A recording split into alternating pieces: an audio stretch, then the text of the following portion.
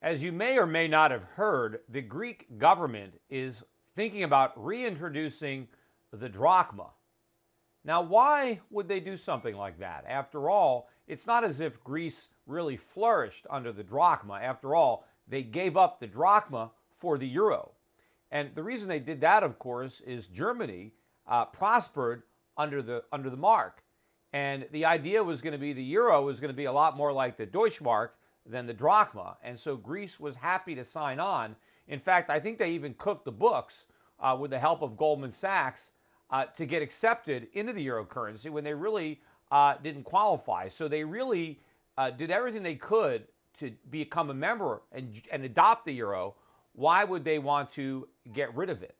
Well, one of the other things that was so enticing for Greek politicians about the prospect of being part of the euro was that they knew that they could borrow a lot more money if they can do it in euros rather than drachma.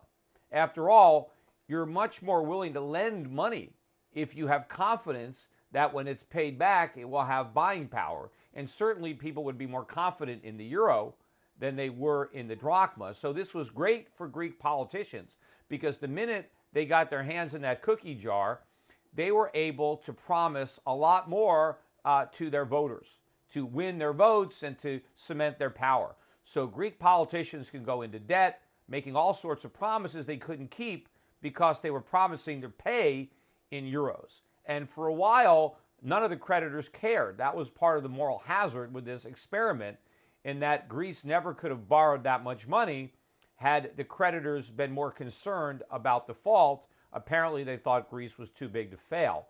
Well, they were wrong. They're not too big to fail. In fact, they have failed. The only question is acknowledging it.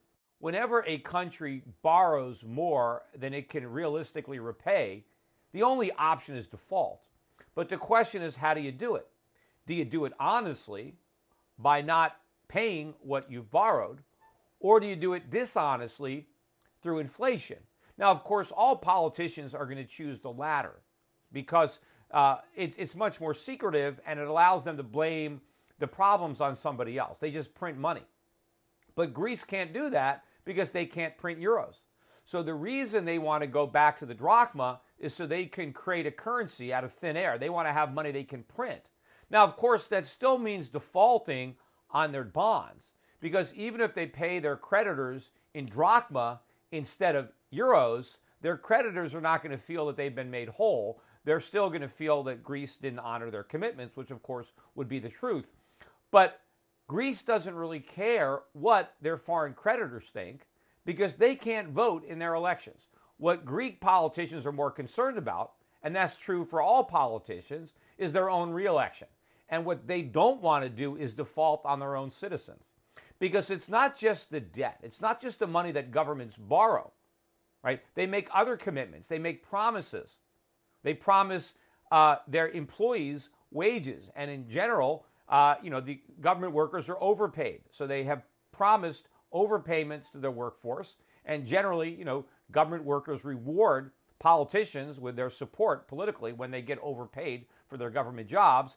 But also there's an army of retired government workers. In many cases, they've retired very early, very young ages, who have been promised all sorts of benefits. And then you have just regular citizens who are part of a government retirement scheme, kind of like our own Ponzi scheme, Social Security. And so politicians have made all sorts of commitments to voters to make payments. And they don't want to default on the voters because the voters will take it out at the polls.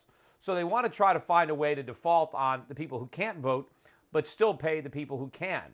And the way they want to do that is by returning to the drachma.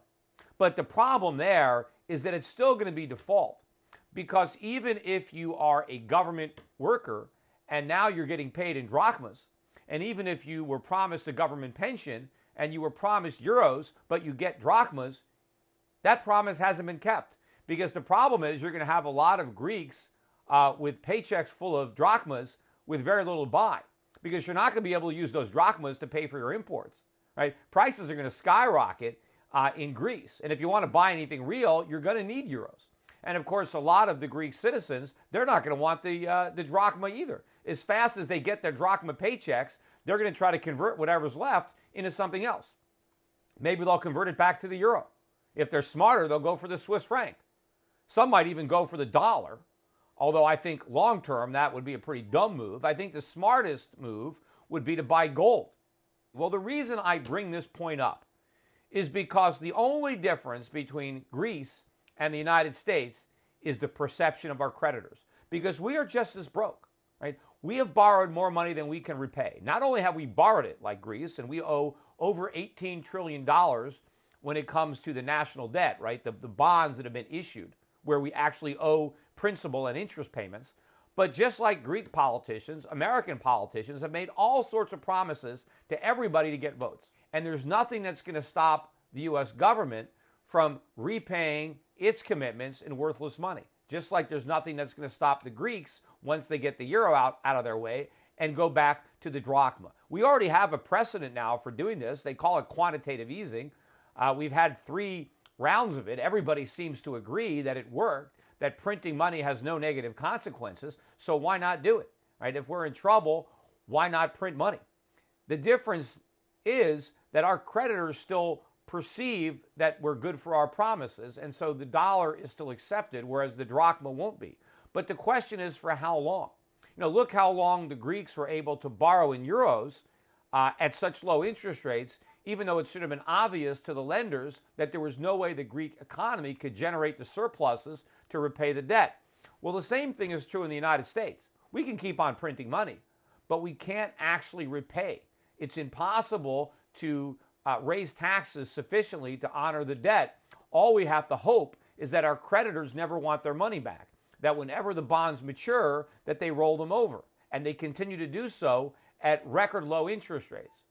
Well, when our creditors decide that they don't want to play this game anymore, then the Greek tragedy unfolds in the United States.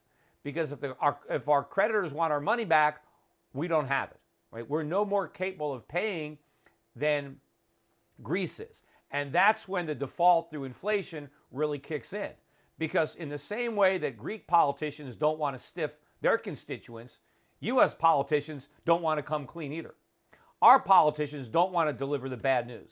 They don't want to tell government workers that they got to take a pay cut. They don't want to tell government retirees that they're not going to get all the pension benefits that they promised. They don't want to level with the American people that there's not enough money to pay Social Security, and now we've got to means test it, or we have to have some kind of an asset base, or we've got to raise the retirement age. They don't want to tell people that, hey, if your bank fails, it's tough because we don't have any money to bail you out. Or if your brokerage firm goes under, sorry, we can't bail you out. We made too many promises. They don't want to tell the cities and the states when they have a natural disaster, you're on your own. Right? They want to play Santa Claus. They want to dole out all this government money. And they can, but what they can't do is give that money any value. No more than the Greek government is going to be able to impose value on the drachma. The U.S. government will not be able to impose value on the dollar if our creditors don't want it. And when the dollar collapses and prices skyrocket, it's not going to do any good if the government kept its promise in money that doesn't buy anything. So I would give the same advice today to Americans as I would for Greeks. Don't hold on to dollars, just like you're not going to hold on to drachma.